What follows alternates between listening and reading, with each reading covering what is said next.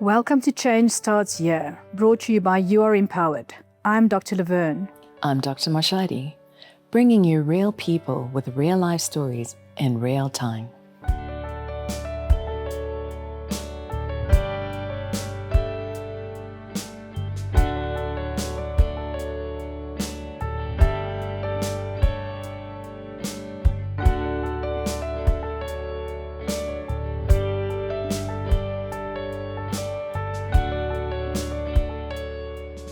Today we welcome a special guest, someone who's more comfortable in front of the camera than most of us, sports journalist Nandi Shabalala.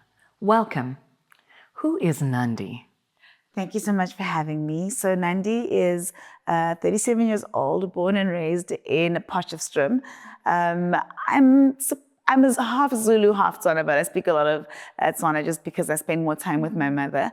I'm a sports journalist. I studied at Rose University. It was supposed to be news in the beginning. It was supposed to be news journalism, but then it just gets really depressing. There's hardly ever any good news when you're doing current affairs or politics. So I decided that I love sports, so I'm rather just going to do sports and have a good time. Have a good time. I like that. Sounds great, but you can have a good time doing sports. It's not, the only emotions that come out of sports is either very happy or really angry, but it's just less sad and less depressing than I think. Makes sense. Yeah, news. Your hard news is difficult. Make lots of sense. Why would hard news be difficult for you to present? I think hard news is really hard for me because of just the fact that I don't want to call myself emotional, but I get a little bit too attached to certain things, and I think that I will take things really personally.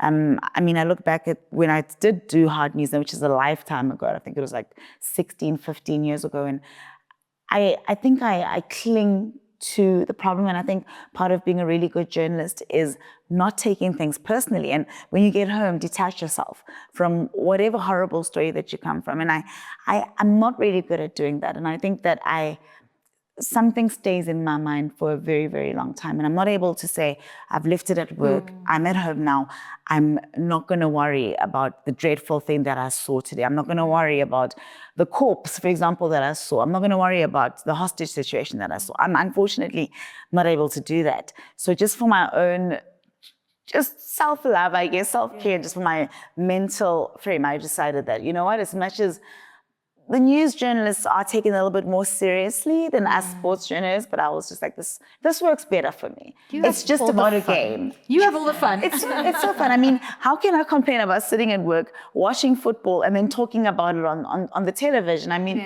it's not hard work. I can tell you that it's not hard work. Nandi, we're talking about a serious topic today, and that is your lived experience of bipolar disorder. And yes, I was going to invite you to also. I was too forward, wasn't I? No. That's exactly it. Because, whilst we're going to be discussing a very serious topic, we also like to have a little bit of fun. Yeah. So today's tea is a hibiscus tea that I also included cinnamon in its making and some lime leaves just for a bit of citrusy flavor. And you can, let's try. See. It's really good, and I like the aroma. It's very refreshing. I've never had it before. I've never. And you can. You've got obviously the option to like add lemon and things like that. Absolutely. So good. Very good. So on to the serious matter of why you're here today. Let's get into it. Yeah. Your journey. What you're comfortable to share with us, but starting out with why, in fact, you accepted to come and join us on this podcast. The reason I decided to join both of you for the podcast is that I feel like it's really important to share my story, and it does sound like a cliche, but for anybody who's felt as sad as I have ever at any point in their life, to know that it does get better and that there are things that you can do. It sounds like a cliche to say, I want to share my story, I want to inspire somebody, but at the end of the day, that's exactly what this is.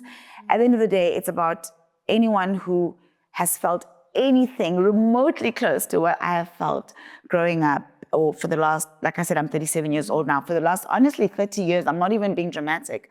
Anyone who's felt any of that to be to have a little bit of hope that it'll be okay. It'll never be perfect. Nothing in life is perfect. But I really want to share my story. And also, selfishly, it's also about me. Selfishly, it's about me being proud of myself and me saying, it's almost like I'm writing a book. You know what I mean? I'm starting at the beginning, what I went through to where I am now. And selfishly, it's for me to look at it and say, girl, I'm really proud of you. So that's what it's about. Yeah. Maybe the word isn't even selfish. Exactly, It's, maybe. acknowledging. Acknowledging, yes. Yeah, yes. the journey Yeah, you traversed. definitely, that's it. Absolutely, and I think there's going to be some little Nandis out there I hope so. wanting to hear that they can be okay. I somewhere. hope so, because it's been really, really hard. It's been rough. So if I can for anybody to feel, okay, I'll be okay. Or this is what I need to do. Yes. Yeah, and I'm not going to be preachy. I'm not trying to be preachy, act like I've got the recipe, but just talking about what has happened to me. I think what's important is each journey is It's unique. absolutely different, yes. Absolutely. Yes, yeah. And if you want to help us understand, when did you notice that you struggling with your mood? Definitely in varsity, because I was the kind of child growing up in Potchefstroom. Both my parents raised me. It was a bit of a volatile home, if I'm being honest. And I was the kind of child who would, as much as I talk a lot now, I wasn't much of a talker back then. And I would always be in my room and I'd be very isolated. And even at school, I had friends, but it would end there. For example, if they wanted to go to the movies or they wanted to do, I was always just kind of like, I'd rather be in my bedroom. And that was fine. And I'll answer your question, but I just want to go back to something that I remember vividly. And I've shared this with my friends. And it sounds strange that I remember this, but I remember, I think I was around 6 years old. I think I was in grade 1. And I remember standing in the bathroom and I had a bar of soap with me. And I was like, let's see if I die if I eat this bar of soap. And it sounds like, why would I remember that? But I really do remember that. And I've shared with my friends. Like, looking back, I'm like, that was strange. That was a sign that something was off. But then in varsity now, I've left Potchefstroom. I'm 14 hours away. I'm in Grahamstown, studying at Rose University. That's when it gets real, because my parents aren't there. My sisters aren't there. My brother isn't there. I'm completely on my own. But having said that, I wanted to go as far away as possible because I thought I'd feel better there. Yeah. I thought Potch is the problem. My parents are the problem. If I leave and go to Grahamstown, 14 hours away, I'll be much happier. I can start my life afresh. But it actually got worse. It actually really got worse, because that's when I started to realize that I'm not like the new friends that I've made. They're happy all the time. And, well, they're not happy all the time, but they're not like, they don't have a sense of dread, you know? When I say things like, oh, I don't want to live too long, and I'm like, any day I'm good to go. And they'd have strange reactions to that. And then it got just very sad, especially when now, obviously 18 years old, 19 years old, we'd go out and go have a wonderful time, have drinks. But the next day they'd be fine. But I'd lock myself in my room for days. They'd literally need to bring me food. But they were fine. And it'd be like, why is Nandi locked up in her bedroom? What's that about? And it would happen all the time. We'd go out, I'd lock myself in my bedroom for days. Then a bit of classes, go out, lock myself in the bedroom for days. And then it started to get very serious when I started self-harming. I mean, I've got scars all over all over. And I can't even bring you to the first day that I started cutting myself. But I know that I've always been the kind of person who, I feel bad about everything. My family, we joke about it like, oh, Nandi has feel bad syndrome. But I really feel bad about everything, even now. I'm not going to pretend like, oh, I'm fine now. Every little thing. If, for example, I'd walked in and I hadn't greeted you, maybe I was distracted on my phone, I'd be feeling really, really bad about it right now. I still, while I'm talking, I feel like I'm the worst possible human being and the strange thing is, I know now, as I'm saying it, I know that you are not the worst person, Nandi, but in that moment, I just feel really bad all the time. And that's why I think I started self-harming, because it was a situation of punishing myself in a way for any bad thing that I did or any terrible thing that I might have said to someone. And that person probably even didn't take it personally, but I was always just punishing myself. And when I still used to, be a heavy drinker and stuff, that would be even worse because now you were drunk and you did this terrible thing. Oh, you're a really bad person. And it also just started to become a form of release in a way, because I know I'm very sad, but I don't see the sadness. Why am I so down? Why do I want to die so much? And it's hard to explain. No one can see your mind or your heart or what you're thinking. And I think that this was for me evidence that this is the issue. Like other than just complaining that you want to die, but everything looks okay. Yeah. So that's in a nutshell. That's when I started to notice that something's off. Fair. Yeah. And at what stage did you decide to seek help? So this was in 2008. So that's third year. I went to see a psychologist, but my varsity years were very strange. It feels like I was just in another world, and it's so sad because I used to, before varsity, I used to write. I used to have these big dreams, and I used to read a lot. And in varsity, I became like hollow, And so then I started to see a psychologist in 2008 in third year. She then said that she thinks there's a bipolar disorder element of it, but I didn't really pursue it any further. I came back to Joburg after graduating. How did you receive that news? I thought that's ridiculous, to be honest. I was like, because guys, when people talk about bipolar, you're really angry all the time, and then you're really happy all the time. And I was like, I'm pretty mid. I'm fine. I'm not like dramatic, and then, but obviously I'm not a doctor. I just didn't think it made any sense. And I think I didn't take it seriously. I think I saw that psychologist probably 3 times. And then I was like, okay, I'm going to just carry on. No medication or anything. Came back to Joburg after graduating in 2009. And the cutting was really, really bad. Like it was really terrible. And then in 2012, that was the first time I was hospitalized. I cut myself really badly, took a bunch of medication. Well, no, first, wait, I'm forgetting. I had another psychiatrist that I met, and she was really good and she was amazing. And then she put me on my medication, also confirmed that I've got bipolar disorder. Still didn't really buy it, but I took the medication that she gave me. But there was one day I don't know what happened. I had a really bad relapse. I don't know what happened. I cut myself really badly, and then I took all the medication she gave me in one sitting. I think it was like 50 tablets. It was crazy. I took everything. An ambulance came. I needed to be taken to the hospital. And I think that's when I knew that something is definitely off. Other people aren't doing this. The people around me aren't doing this. And the people around me also weren't really getting it. Yeah. They were close friends who would understand. My best friends, they understood. My siblings tried to understand, but I don't think they did. I've got to be honest. I don't think that they really got it. And I think sometimes it did come across as if maybe I was attention seeking. Like what am I doing? What I'm doing is crazy. And I don't know if maybe you'll understand where I'm coming from, but there was also an element of, these are white people problems, I got that a lot. Like, stop trying to be a white person, Black people, we don't do this, you just strengthen up, toughen up, and let's keep moving. So that was another thing. That was, speaking to that, when I set up practice, and when I went into private practice with Laverne many, many years ago, and I remember speaking to an acquaintance of mine, bumped into them and said, I'm setting up practice in Fourways. And she's like, psychiatrist, Fourways, Black people? You see? What are you going to do in Fourways? It's a real thing. It's a real thing. But I'm glad to say we've shifted somewhat. Yes, no, 100%. It's not as bad as it used to be, but certainly There's definitely that perception. Toughen up. Yeah, it's still there, but it's definitely gotten better. To the same extent. When I look back to 12 years ago, 13 years ago. And then I think the worst of it was when I was just drinking myself into a stupor, and I wasn't going to work. I had all these excuses. This is now I'm a journalist. I'm an adult, and it was 10 years ago. I'm 37. I was 27. But it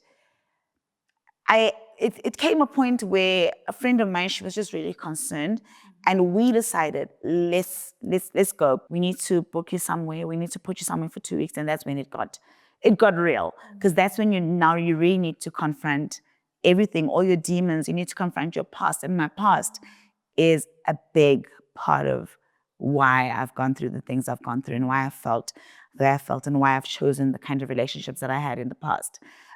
So you confront all those things. And I remember there was occupational therapy. These are things I didn't know existed before occupational therapy. There were sessions throughout the day.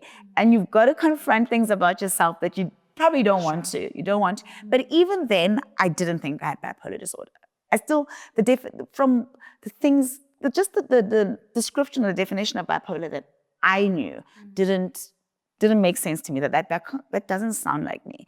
It took very many years to, and sometimes it's not even about, okay, let me accept this. It's just do what you need to do and feel better. You know what I mean? So it's as much as I can say It's not about the label. It's not 100%, because I realized that if I'm going to keep arguing with myself and doing a back and forth with my doctors or whatever about, I don't think it's bipolar. No, it is. But I don't feel it's extreme as other people. It's just like, okay, you know what? It's fine. Take your medication, be healthy, do therapy, be honest with yourself, have honest conversations. Don't sit there and be so obsessed about the label bipolar disorder. It's not to say that I'm in denial about it. It's just like, how long are you going to sit there saying, I'm not bipolar, so I'm not doing anything about it, you know? So I just decided, you know, I'll just do something about it. And I've, with medication, I've played so many games with medication, and it's so bad. I would take medication, start to feel better. I'm good now. So I'm going to just, I'm good. So I'm going to go off it. And it literally takes a couple of weeks or a month and everything falls apart again. Yeah. And what do you think that was about, that I should leave it, I'm fine now? I have a thing that I still say, and I know it's not okay to say it, but I always say, like, I've always grown up feeling, especially when medication became involved, that does this mean my sole purpose is to be alive, right? So am I allergic to being alive? That's exactly how it felt, because if I need to take medication to not want to die, it means I'm allergic to being alive, and all I am is alive. So that was what was so tricky. So as soon as the medication would start working, I'd be like, I don't need this. I'm good. I'm not allergic to life. I can continue, but it'll always just go back to your philosophical question. Square one, yeah. And when did that shift for you, that you were more consistent with your medication? I became more consistent with my medication when, honestly, you can't keep doing the same thing and expecting different results, you know. It was another situation. I overdosed on other medication. This was in 2021. Overdosed on medication again that my psychiatrist had given me. Drank all of it. What happens? In hospital again, stressing my mother out, stressing my family out. And it was that moment I'm like, look, Nandi, this we can't continue this way. Like, you're getting older. There's no more room on your body to harm yourself. Really, you've covered everything. And just take your medication. Like, just do it. Just try. And that's when I was like, I'm going to take my medication. When I feel better, I'm not going to stop. I'm going to continue. But I think the thing that also helped me is because I don't sleep at all unless I've taken my medication. So I think that is also part of it. My psychiatrist explaining to me that how important sleep is. I was actually with friends of mine yesterday, and we were talking about this. They were talking about how they don't sleep well, and you know they only get 4 hours a day, and I've become so obsessed with sleep, guys. I say to all my friends, nothing is more important than sleep, guys. Sleep, please sleep. My psychiatrist says I have to sleep. So I try to put in the hours, and it really worries me when other people aren't sleeping. I've become very obsessed with it. Even my partner, he'll be like, I'm not sleeping. No, you gotta sleep. Please just do whatever you can do. You just need to sleep. It's not a bad plan. And also because I didn't sleep for so many years, my medication helps me with sleeping, peaceful sleeping. I mean, I do have lucid dreams sometimes, and just too much is happening, but generally this is the best sleep I've ever had, and that's the first part of it. But also just, I feel okay. And before I used to say I feel numb, but I don't feel numb. I feel okay and experience all emotions. I'm not going to lie, I do think I cry less than I used to in the past, but it doesn't mean that I don't have emotion. I ask my family and ask my friends, there's plenty of emotion there. But the medication, my decision to stick with it is I was honestly just tired of the same thing happening over and over again, and just feeling like I'm disappointing people, but not only disappointing people, disappointing myself. So I just drink the meds, girl. Drink the meds, go to the therapy, do everything healthy, drink more water, whatever it is, whatever it could be. Have some more tea. Have some more hibiscus tea. But yeah, that it was just being tired of the same thing happening. Yeah, and I also think that you need to be. I'm speaking for myself, but I think you need to want the help. I think for the longest time, people wanted to help me, but I didn't want the help. I just wanted to die. I'm being honest. I just wanted to die. I didn't want anyone to help me not want to die. I want to die. I don't want to be here. So trying to help me is not, I don't want your help. I want to be dead so that I don't have to deal with this. And you're trying to help me is you trying to convince me that I should be alive. I don't want that. It's the feeling of wanting to die is unlike any feeling. You don't want to, I don't want to do this. I don't want to go to work. I don't want to talk to anyone. I don't want to be alive. People would pass away. I remember during COVID, all the deaths that were happening. And I'd say things like, I can't wait, maybe it'll be me soon. Or when someone died, I'd always say things like, oh, they're so lucky, man. If someone committed suicide, I'd be like, oh, he was so brave, braver than me. I can't even get that right. Yeah, so that's why with the medication, I know I'm going on and on. No, that's meaningful. Yeah. And it's an really important topic Yeah. because Absolutely. it's difficult for others to understand when Yes. our patients get to that Yes. point of giving up giving and up not seeing hope. and just not wanting to be here. I wish there was a way to explain it, but the only way to explain it is if you felt it. Just feeling like, it's almost like imposter syndrome. Like, why am I here? I don't want to be here. Like, why am I put in this place that I don't want to be in it? It's really hard to explain, but it's very real. It's very real. And we know bipolar is on a spectrum, and you mentioned the very clear depressive episodes. Yes. Now that you know a little bit more about the illness, tell us a little bit about the highs. The highs for me were always spending money. Like spending. I knew I was like, I want to eat this. I want to buy this. I want a new dress. And I probably shouldn't, because when you look at your bank balance. But I just go wild, spending and also just drinking. The drinking was insane. Like I'll have as many tequilas as I want. I'll drink all the beers in the house, and then I'm going to go buy myself clothes. Then I'm going to do all these, be really excited. Phone my mom, and I'm in such a good mood, and everything's wonderful. But that didn't last as long as the depressive episodes. Those were just, I remember, maybe, I don't know why, but I remember the depressive episodes more than the happy times. But I would then be like really tired afterwards. After all the spending and the energy and calling and being in my own weird zone, it would be followed by very, very, like a huge amount of fatigue and getting into bed, closing the curtains and closing the door. Yeah. And I'd always make sure that I've got black curtains because I just wanted it to be as dark as possible. Yeah. But yeah, the highs were just a little, but the highs felt more normal to me than the lows. So the highs meant I'm happy, I'm in a good mood, I'm buying some clothes, I'm having some wine, it feels great.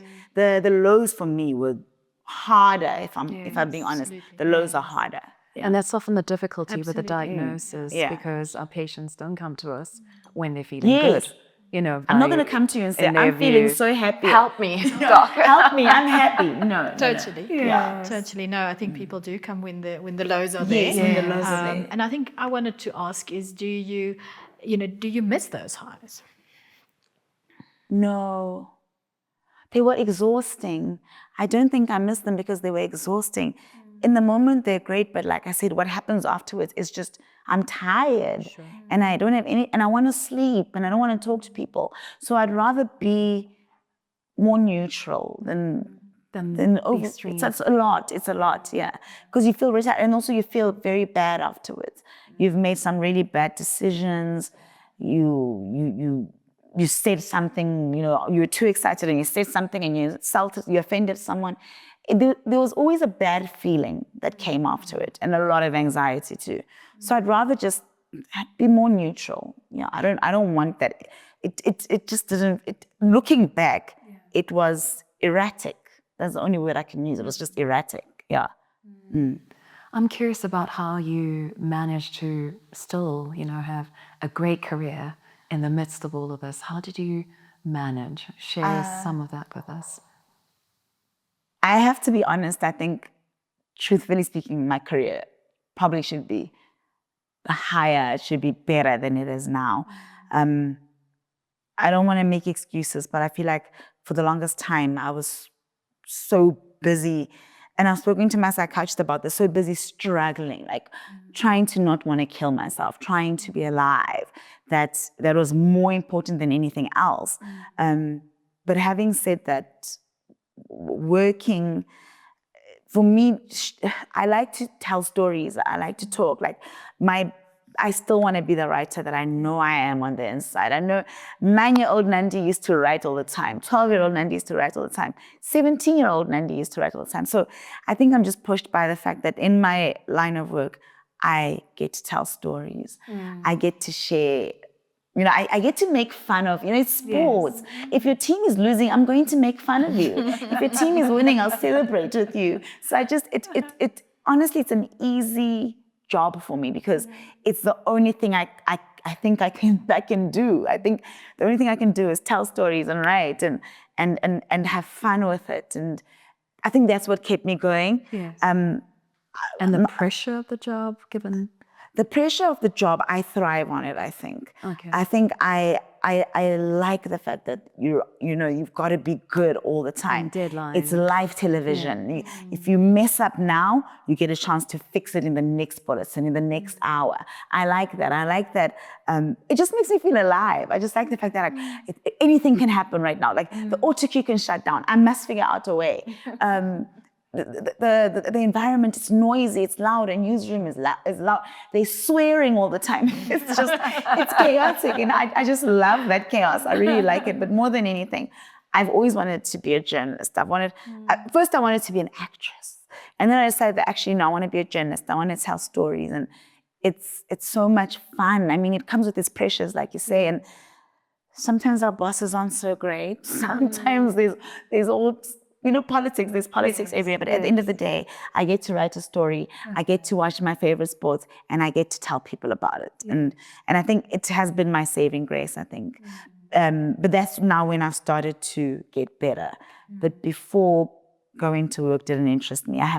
Going to work didn't interest me. You have to drag yourself out of bed.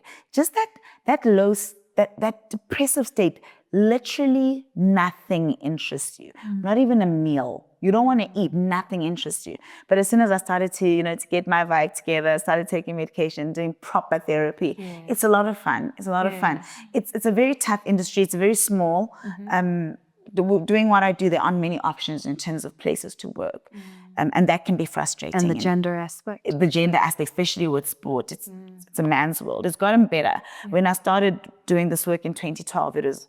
And even like when you'd arrive at a press conference and it would be, you could see that the men don't like you. They're like, what is she doing here? But it's gotten better. I have to be honest, it's gotten better. Even like the sexual harassment part of it as well. There's more respect now. It's still a long way to go, but there's more women doing this than when I started, and I love to see it. I love to see it. You were a groundbreaker in the field, so that's something to be proud of. I don't do well with compliments, but thank you. Yeah, I was one of the few that that you were started, one of the first people. Yes, I really was, and that just makes me think about how old I am now. Oh no, I really was one of the first back then. Yeah, but it's things like that I need to remind myself of to be proud of myself, because I'm the kind of person who will think about all the ways that I could be better. So I need to remember things like that. Absolutely, celebrating the milestones. Absolutely. Does your co-workers know that you have a psychiatric diagnosis? I'm very open about it. I don't think I've shared that it's bipolar disorder. But I mean, I talk about my medication all the time. I really have no problem with it at all. I was speaking to a friend of mine and he was like, are you sure you want to do this? I'm like, I really, it's not embarrassing for me. I'm not ashamed at all. I speak about my medication all the time. When people are like, I didn't sleep well, I'm like, oh, my medication, I slept well, I talk about my psychiatrist all the time. Even this thing that we're doing, I told people at work that I'm not working on Saturday because I've got this happening. I talk about it. I don't necessarily say I've got bipolar disorder or go into detail, but the people close to me at work, they know that I take medication. They know that I've got a psychiatrist. They know that I do therapy. And the way I dish out advice, it's clear that I do therapy. But yeah, I'm really not ashamed about it at all. Wonderful. Wonderful that you can do that. Yes. And I applaud you for being it. That's why when I was asked to do this, I didn't hesitate. I was like, that's the one thing, I'm not ashamed. I think because it's been so many years and I feel so much better, there's nothing to be ashamed of. Yeah, it's what I said earlier about wanting to make sure that people who maybe are ashamed, actually, they don't have to be. Yeah. There's that self-stigma, but there are also others that stigmatize. So Yes. whilst you're free to share, do you find that people are receptive? Has there been a shift? Has it stayed the same? Or even, if you miss a deadline or whatever, they're like, oh, her. Wait, yeah, actually, when I was going through all the relapses and needing time off work, and yes, there were people at work who would say things like, she's not fit to do this. Let's take her off air. She's going to have a meltdown on air. Things like, why doesn't she just take a medication and she'll be fine? I encountered this a lot at work, unfortunately, and it's very sad, and it still makes me sad thinking about it. But it has gotten better, but even when people make comments like that, I just dismiss it. There is still this thing of, sometimes when I even do tell my story, you can tell there are people who think I shouldn't say anything. Like, why is she telling something so personal? I still get that. And I can see sometimes from people's eyes, like, okay, we didn't expect that. Sure. So yes, there is still that stigma for sure. But I'm just choosing I'm choosing not to care about it. I'm choosing to talk, even if people are going to think I'm crazy, if people think I'm oversharing. It's better out than in. So I'd rather, yeah. But there are people, probably even now, there are probably people who, at work, and I'm specific, I don't want to name names, but there's specific people who have made me feel like I'm a lunatic, or, some things that like microaggressions, like things like, don't stress too much, don't panic, don't be anxious. For example, maybe someone's giving you some news, we're not doing so well on air, the ratings aren't good, but don't panic, don't worry, it's fine, Nandi. Not everybody else, Nandi, don't worry, don't stress, it'll be fine. So like, okay, I'm not stressed actually, I'm fine. It's almost like people think you're so fragile and that you'll fall apart. But having said that, I can't blame them because I did fall apart at some point, and they just don't know that I'm better now. Sure. Yeah. I hear you. Fair enough. No, because it sounds like you're not having any difficulties on the medication, which is great. Often we have our patients reluctant to take medication. The medication, when I first started it, it was terrible. The side effects are terrible. The dry mouth. I would be so distracted or just not alert. I would drive through a red traffic light. It was the first few weeks of medication are unbearable. You feel nauseous, your sleep is strange, your mouth is dry, you're forgetting things, but it gets better. But with me, the medication does have its negatives. I'm not going to sit and say, oh, everything's fine with the medication. It comes with a lot of weight gain. It comes with now, and I'm not a psychiatrist, but now that I've been on it for so long, I'm realizing that my memory isn't as it used to. Maybe I'm just getting old. But my memory isn't as good. Unlikely that it's because you're just getting old. Thank you.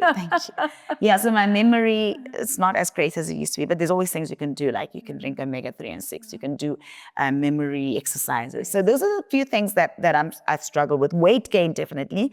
And not to get too personal, but I don't want to do it as much as I should. Bedroom is challenging. Yeah, the bedroom, yes, that's a good way to put it. The bedroom is challenging.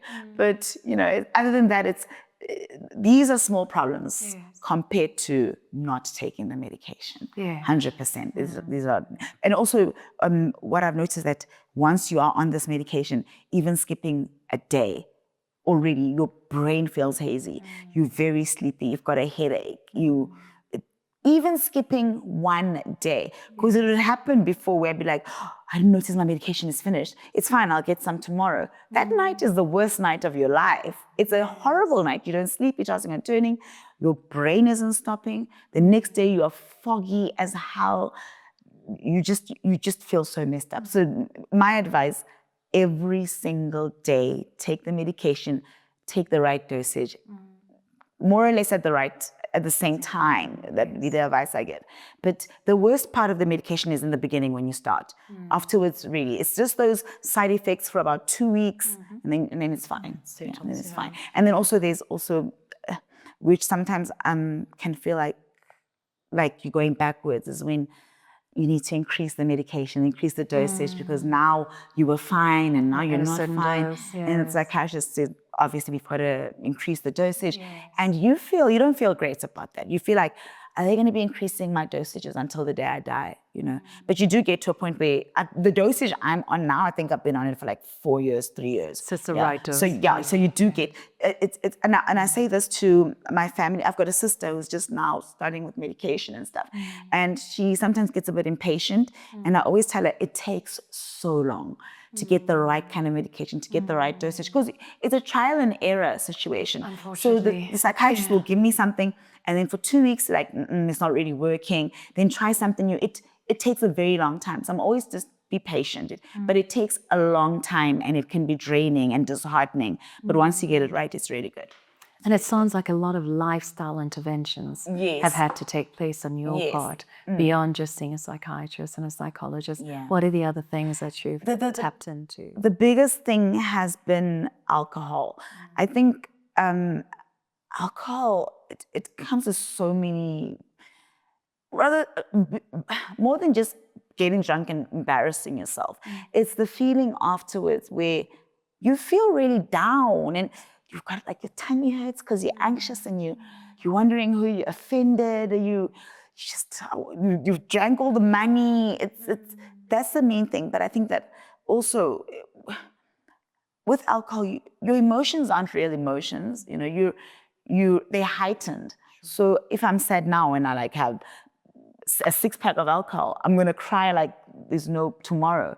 If I'm really happy, it's gonna be extreme, and I'll end up doing something dangerous. So the alcohol has been a big part of it, but also choosing the right people to have around you. I was going for the wrong people, like the men I was giving everything and I was getting nothing. So relationships, alcohol, things like that. And just taking it easy on myself. It's still very hard. I'm still very hard on myself, but I think just taking it easy on myself. And also just the more you talk to people and explain, like my parents, like I said, Black parents, the older generation, they don't get it. But if you talk to them, they'll get it. For example, my dad, he's a completely different person than he was when I was first diagnosed and I was struggling the way I was struggling. Now he gets it. Now he'll honestly ask me how I'm really feeling. And he'll tell me he's proud of my progress. My mother's always kind of been understanding, but it's been hard for her as well. But if you want someone to understand your situation, you've got to explain it to them. They don't know. You can't expect them to know what you're going through, what it is.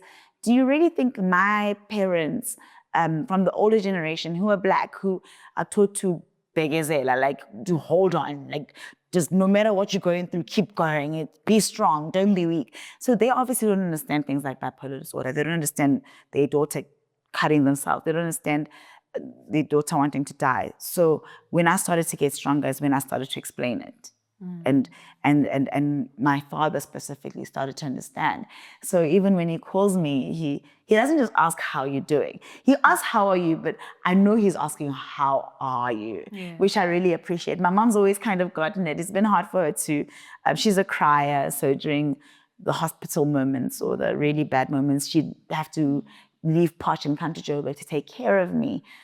For example, and she's a crier. It's been very hard for her, and she sometimes she says things like, "I'm really glad you're still alive," or "I could have lost you a long time ago." She says these things, and they make me really sad when she says them, but also proud because here I am, and I don't want to die anymore. So yeah, and also just interesting. I just wanted to add that with all the medication I've been on with.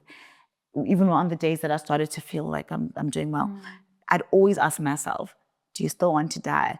And the answer was always yes, but lately it's not yes anymore.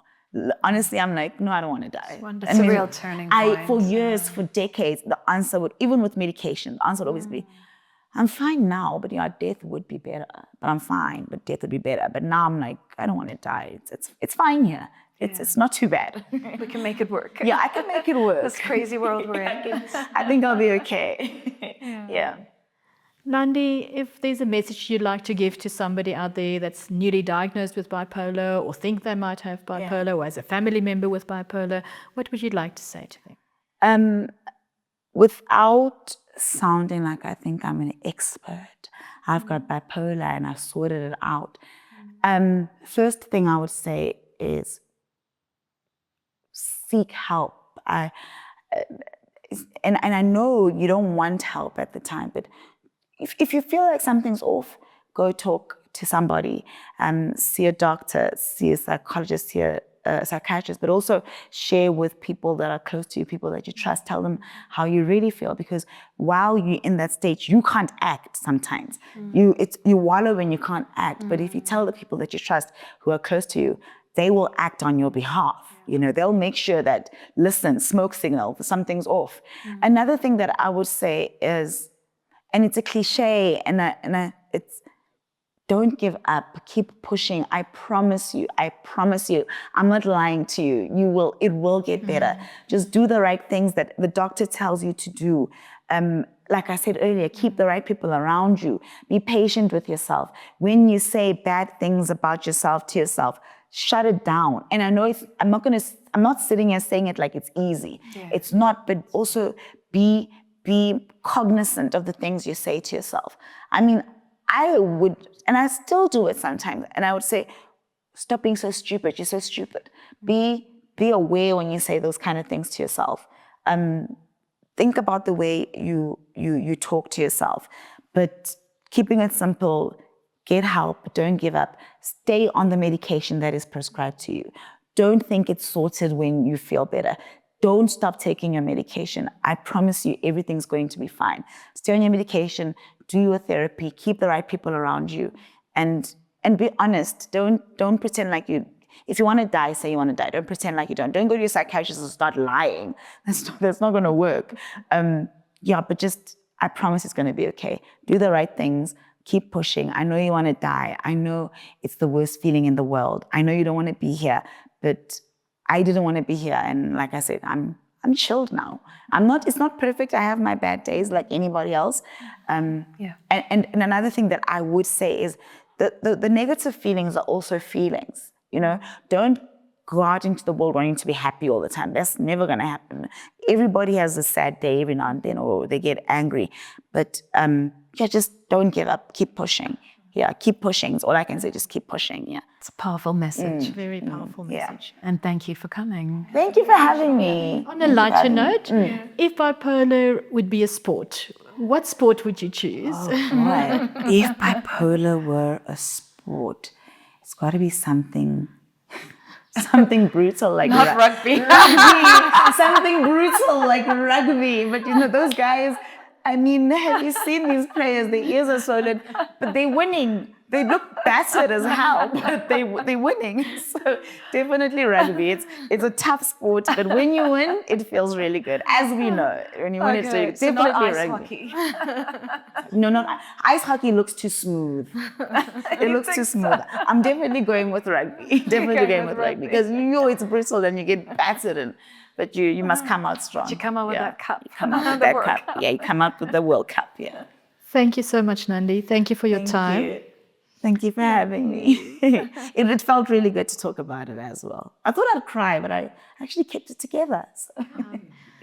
Nandi, in the spirit of change starts here, we are also changing the way we're trying to eat. Okay. And you have shared with us that your favorite meal is a mac and cheese. Mac and cheese. So we have made a vegan mac and cheese for you. Okay. So you're going to share that with us now. I don't think I've ever had anything vegan. Okay, well, this I is never had it. there's always a Well, first. maybe I don't know. I didn't know I was eating something vegan, but I've never actively had anything vegan. Well, then welcome. You're going to have your first All experience. right, all right. Will it taste the same as? Well, you're going to tell us. I'll tell you. I'll let you know.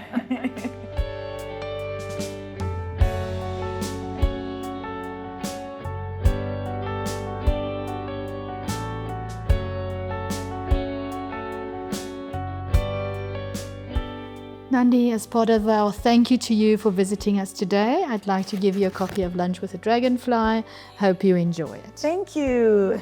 I always see this this book and I've wanted to read it. Thank you. Enjoy. Thank you. I will. Thank you Enjoy. very much. Tuck in. I'll let you know what I think. Thank you. Your first vegan meal. Let's see. I've never had a vegan meal.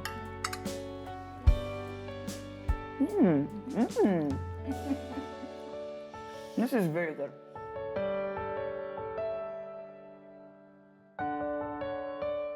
This podcast was made possible with the assistance of Zydus Healthcare.